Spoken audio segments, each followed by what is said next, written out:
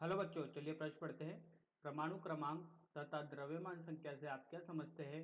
उदाहरण देकर समझाइए। यदि किसी नाभिक में प्रोटॉन व न्यूट्रॉन की संख्या क्रमशः p व n है तो उनके परमाणु क्रमांक व द्रव्यमान संख्या क्या होंगे? आइए प्रश्न के लिए मुख्य उदाहरण की चर्चा करते हैं।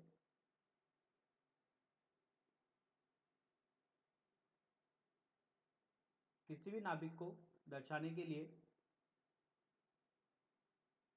x, z, a ये नाभिक को दर्शाता है। z परमाणु क्रमांक या परमाणु संख्या, सामान्यतः ये प्रोटॉनों की संख्या होती है।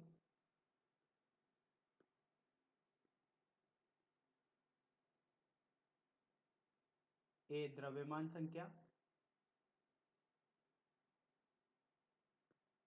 प्रोटॉन और न्यूट्रॉनों की संख्या द्रव्यमान संख्या कहलाती है। आइए बच्चों, इस मुख्य उदाहरण के आधार पर प्रश्न को हल करते हैं। बोला गया परमाणु क्रमांक तथा द्रव्यमान संख्या से आप क्या समझते हैं? तो किसी भी नाभिक को दर्शाने के लिए परमाणु संख्या व द्रव्यमान संख्या की आवश्यकता होती है। परमाणु क्रमांक प्रोटॉनों की संख्या होती है।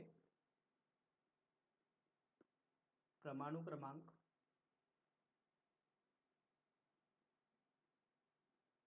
नाभिक में उपस्थित प्रोटॉनों की संख्या होती है।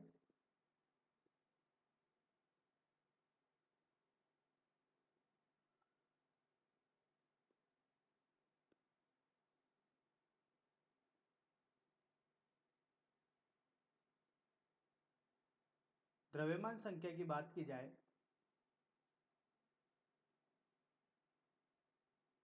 प्रोटॉन तथा न्यूट्रॉनों की संख्या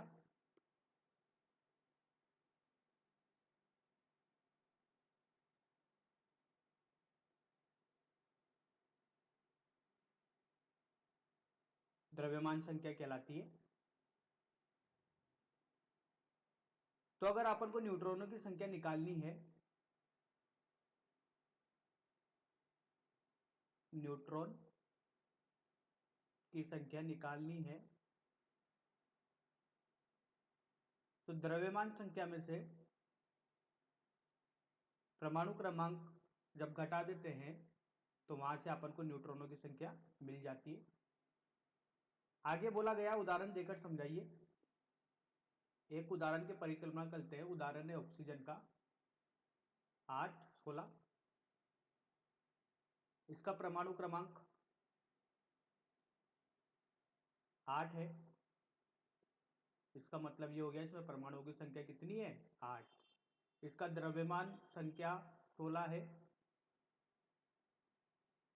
इसका मतलब ये हो गया इसमें से न्यूट्रॉनों की संख्या निकाली जा सकती है। सर्वप्रथम प्रोटॉनों की संख्या 8, न्यूट्रॉनों की संख्या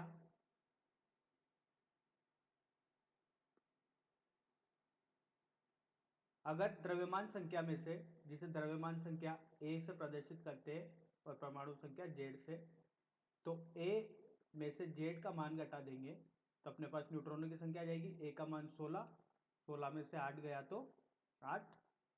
ये न्यूट्रॉनों की संख्या आ गई है बच्चों। अब आगे बोला गया है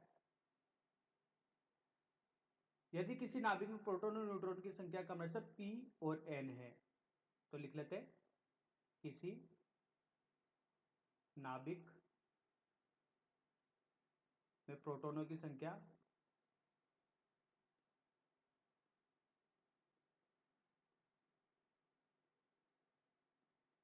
p है तो परमाणु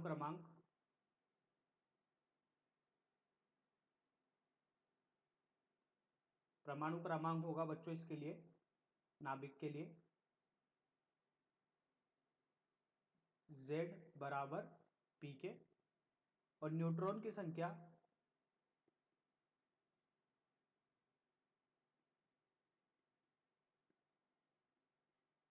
n है तो द्रव्यमान संख्या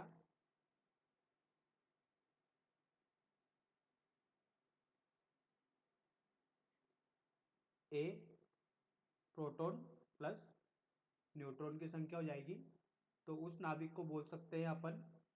अतः वह नाभिक क्या होगा, Z x A P x P धन एन। तो बच्चों यही अपन को प्रश्न में बताना था। आशा करता हूँ आपको यह समझ में आया होगा। धन्यवाद।